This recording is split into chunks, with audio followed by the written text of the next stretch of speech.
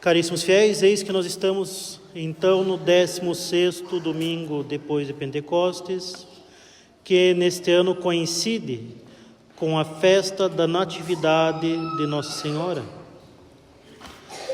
No Evangelho, nossa Santa Madre Igreja nos apresenta a reprovação que Nosso Senhor faz aos fariseus pelo apego que eles têm à prática material da lei mosaica, o apego que eles têm à letra da lei, à prática vazia da lei, em detrimento dos frutos que essas práticas deveriam trazer.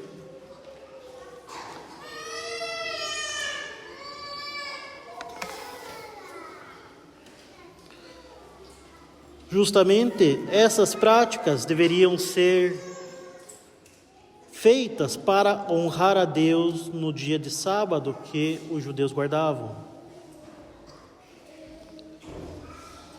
No entanto, eles acabavam por se esquecer de Deus para guardar o sábado pelo sábado. E nós podemos tirar desta reprovação que nosso Senhor faz dos fariseus uma importante lição para a nossa vida espiritual. Afinal, nós também muitas vezes nos apegamos às práticas de devoção e não aos frutos que elas devem produzir em nós. Como disse, os fariseus estavam apegados à exata observância das práticas da lei mosaica. Estavam eles apegados à estrita observância do sábado, à quantidade de passos que poderiam ser dados naquele dia, à distância que poderia ser percorrida, às minúcias daquilo que poderia ser feito e daquilo que era proibido. No entanto, não estavam apegados aos frutos que esta observância deveria produzir neles. E de fato, meus caros, muitas vezes acontece para nós de querermos nos ater unicamente a determinadas práticas de devoção, esquecendo-nos do fruto que elas devem nos dar. Evidentemente, não se trata de desprezar tal ou tal prática, mas o fato é que nós não podemos nos ater unicamente a elas, não devemos parar nelas. As práticas são instrumentos para que nós possamos atingir um determinado fim com elas. As práticas de devoção bem feitas devem apegar cada vez mais solidamente nosso coração a Deus e nos tornarmos mais conformes à sua santíssima vontade.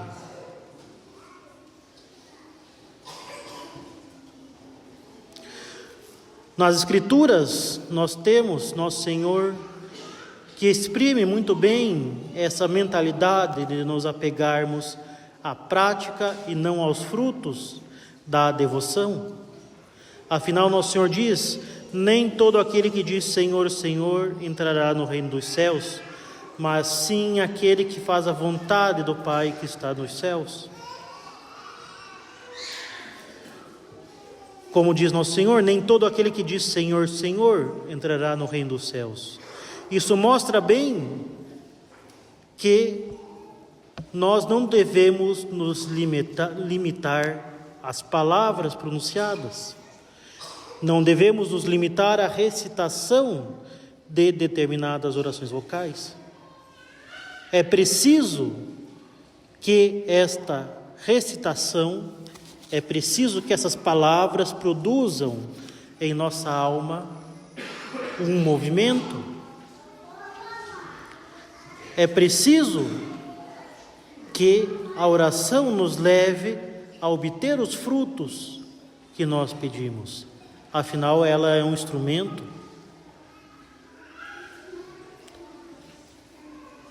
Então, como nós poderíamos caracterizar uma mentalidade semelhante à do fariseu, em que se busca unicamente o apego à prática e não aos frutos que a devoção deve dar? Uma pessoa pode muito bem se apegar simplesmente ao fato de praticar a meditação e não a alcançar os frutos desta meditação. Uma pessoa pode se apegar à prática da oração da noite com o seu exame de consciência, mas não aos frutos que este exame de consciência deve dar. A pessoa pode se apegar à leitura espiritual, à própria frequentação dos sacramentos, a rezar inúmeras novenas e assim por diante. O fato é que muitas vezes, meus caros, nós temos uma mentalidade de nos contentar com a prática das mais diversas coisas, como se fosse uma pequena lista de coisas que devem ser feitas para que nós entremos, para que nós nos consideremos como um bom católico, para que nós nos enquadremos no papel de católico tradicional e assim por diante. E o fato é que, assim, ao invés de nos santificar, nós estamos nos enchendo de orgulho. A pessoa faz a sua lista de práticas diárias de devoção e no final do dia ela simplesmente se contenta a si mesma dizendo: eu fiz tal e tal coisa, eu estudei o catecismo, eu fiz a minha meditação, eu rezei tantos terços. Evidentemente, nada disso é mal. Muito pelo contrário, fazer as orações do dia, rezar o terço, fazer a sua leitura espiritual e a sua meditação é o mínimo que nós podemos esperar de alguém que se considera católico. O problema aqui está que tudo isto é feito não para a glória de Deus e uma maior união com Ele, mas simplesmente para que a pessoa contente-se a si mesma e liste no final do dia todas as atividades devocionais que ela fez, como o fariseu no templo listava todas as suas supostas qualidades. Ela se apega mais à prática da meditação que ao fruto que esta prática deve produzir nela. A pessoa faz o exame de consciência no final do dia como se fosse uma espécie de calculadora,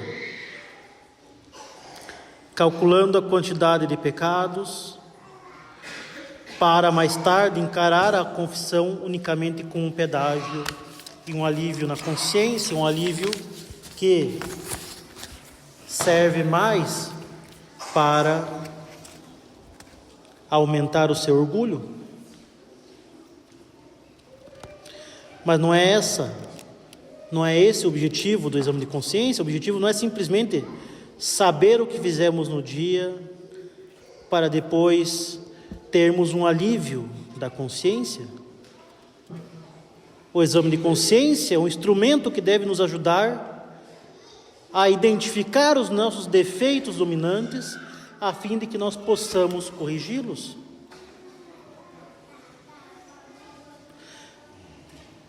Agora, se nós nos apegamos unicamente a esse checklist de práticas,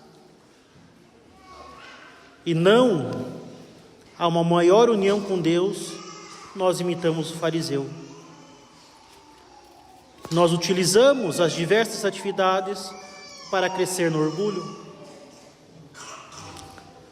Os fariseus estavam apegados a cumprir à risca, ao pé da letra, diversas práticas que eram impostas pelo judaísmo. Eles não se importavam em, por meio daquelas práticas, estarem mais conformes à vontade de Deus. Eles não se importavam em, por meio delas, estarem mais unidos a Deus. Por isso que nosso Senhor lhes lançou esta imprecação: esse povo honra-me com os lábios, mas o seu coração está longe de mim. E dessa forma, meus caros, o fruto de alguém que se apega unicamente às práticas e não aos frutos que elas devem dar, é justamente não apegar o coração em Deus. É justamente não ter esse movimento da alma para se unir a Deus. Muito pelo contrário, ela fica presa à sua própria imagem, ao seu próprio orgulho. A pessoa é muito fiel à prática, mas está apegada a uma ação desprovida de sentido e de fruto. Ela não se preocupa com a finalidade daquela ação. Passa a ser, então, uma mera prática vazia que, de quebra, é árdua, tediosa, se torna um fardo no dia a dia.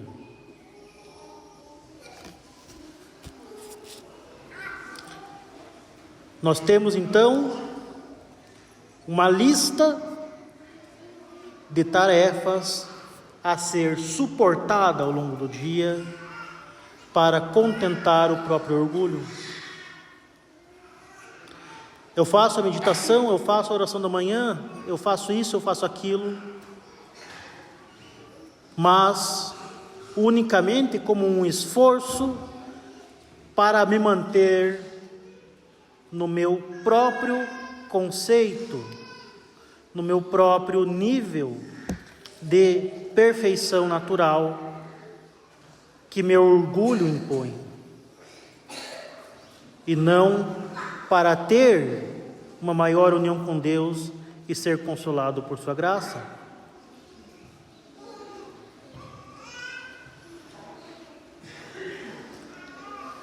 E assim a pessoa cumpre essas diversas práticas de devoção, faz sua oração da manhã, sua meditação e as diversas práticas do seu dia a dia. E o efeito natural disso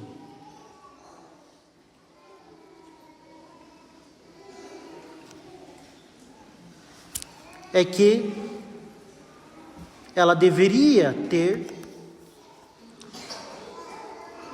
o seu coração mais conforme ao coração de nosso Senhor Jesus Cristo e o Imaculado Coração de Maria. O efeito natural disso, se ela fizesse bem essas práticas, é que ela estaria cada vez mais unida a Nosso Senhor e a Nossa Senhora. Estaria cada vez mais alegre ao observar todas as disposições da Divina Providência, ao perceber todos os bens que Nosso Senhor e Nossa Senhora fazem por ela. Estaria cada vez mais alegre em se ver conforme a vontade de Deus, mais próxima do seu fim último, que é o céu, e cada vez mais consolada pelas graças abundantes que Nosso Senhor e Nossa Senhora derramam nela.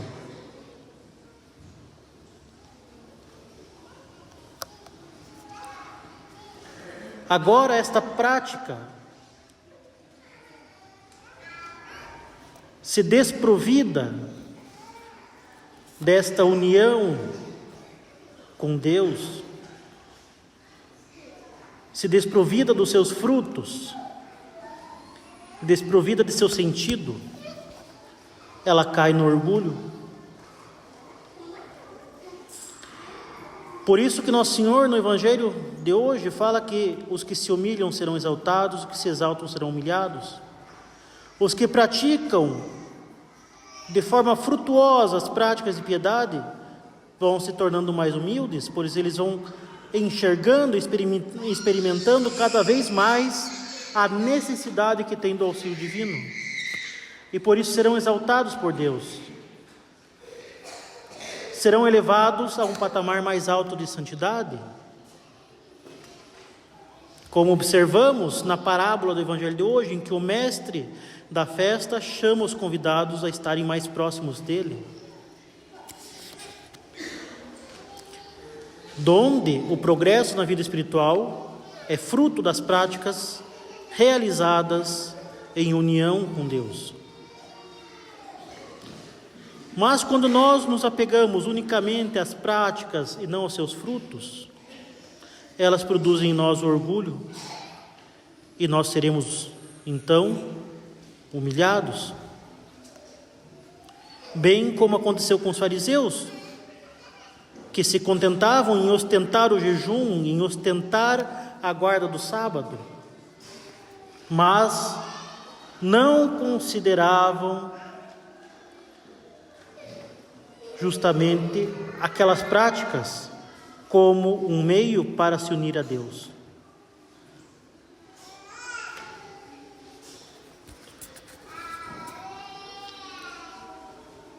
As pessoas que começam a tirar bons frutos do bom uso das práticas de devoção, tendo-as como meios para se unir a Deus, vão se alegrar cada vez mais de Deus e terão cada vez mais um desejo ardente de progredir na caridade.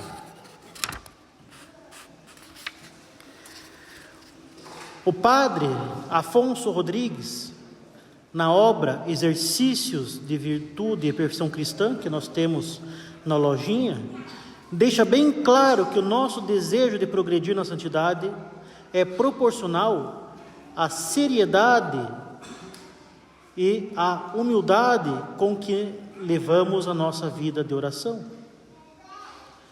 Então, se uma pessoa unicamente se apega às práticas e não aos frutos que elas devem dar, ao invés da vida de oração unir mais o coração dela a Deus, fazer com que ela se alegre cada vez mais em Deus, terá o efeito contrário. Ela começará a se entristecer cada vez mais das coisas de Deus. Ela vai passar a ter um tédio cada vez mais forte na oração e vai viver uma espécie de vida dupla. Uma vida dupla, porque ao mesmo tempo em que ela está realizando práticas que a deveriam aproximar de Deus, que tem como conteúdo a Deus e não ela só pensa em si e no seu próprio contentamento. Trata-se de uma vida dupla, uma vida paradoxal e insustentável. Ela só olha para si, mas em suas ações apontam a sua atenção para longe de si. Como ela não faz aquilo com o coração, ou seja, ela honra a Deus com os lábios, mas o coração permanece longe dele, acaba em que aquela prática a faz cair em um verdadeiro tédio das coisas de Deus, pois o que ela quer é ela e não Deus, mas ela só tem Deus diante de si. Deus acaba sendo um empecilho para o seu contentamento. Deus acaba sendo uma distração, acaba sendo um desvio, um obstáculo para que ela atinja o seu objetivo. Deus acaba sendo um problema para ela. E ela vai se entristecendo cada vez mais das coisas de Deus. E eis que nós temos a famosa preguiça espiritual, ou seja, a assídia. A partir de um momento, aquilo que deveria ser um bem para a pessoa estar com Deus se torna um mal para ela. Ela só se preocupa no seu próprio contentamento, em cumprir um checklist diário de atividades devocionais que a fazem, que a tornam, que a deixam contente consigo mesma. Mas se ela é o centro da sua atenção, ela não é o conteúdo que pratica. Ela se entedia e se entristece. Quando a pessoa para fazer um exame de consciência, ao invés de se aproximar com alegria de Nosso Senhor para pedir perdão a Ele dos seus pecados e pedir as graças para abandoná-los e crescer na virtude, ela faz aquilo com o coração pesado, com o coração amargurado, como se fosse um fardo insuportável do qual ela deve se livrar o quanto antes. A devoção para ela se torna ácida, donde o nome assídia. Ao invés de se aproximar de Nosso Senhor com alegria na meditação para conversar com Ele e pedir graças para viver a fé durante o seu dia, ela vai permanecer lamentando o peso de se afastar daquilo que ela realmente gostaria de estar fazendo, de ler o jornal, de ver o WhatsApp, de falar com fulano, de preparar tais coisas no seu trabalho. Ela vai querer se livrar daquilo quanto antes, só para cumprir o seu checklist e permanecer na sua própria estima de si mesma. Ela vai estar na oração com o coração pesado e triste, e muitas vezes sem sequer prestar atenção em Nosso Senhor.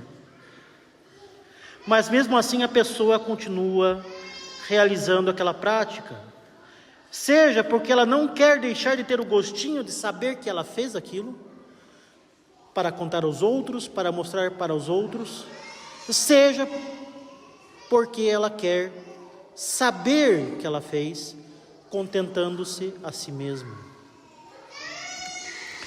E ela vai vivendo assim uma vida pesada.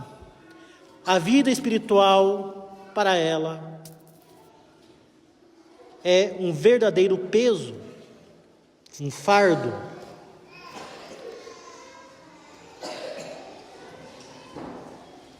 De forma que o destino dessa pessoa ou será abandonar de vez a oração para viver uma vida totalmente hipócrita, um verdadeiro personagem,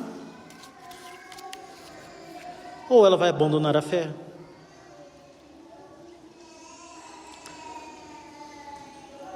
E assim, meus caros, não devemos ser como os fariseus, evidentemente.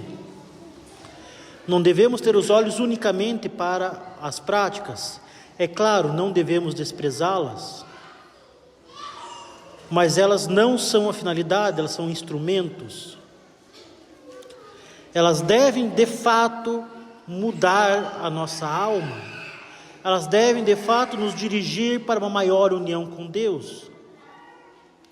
E por isso nós precisamos pedir muito a Nosso Senhor Jesus Cristo e a Maria Santíssima esta graça de olharmos com o olhar correto para as práticas da vida espiritual, a fim de que nós não nos tornemos semelhantes aos fariseus, unicamente nos contentando de praticar as coisas e não de, por meio delas, nos tornarmos mais agradáveis a Deus.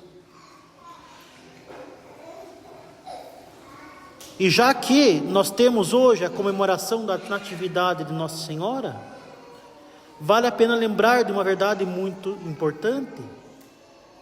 É por isso que os santos tanto nos recomendam a devoção à Santíssima Virgem Maria, pois que é uma verdadeira devoção que arranca da pessoa essa mentalidade farisaica e faz com que ela busque em tudo ser semelhante a Nossa Senhora.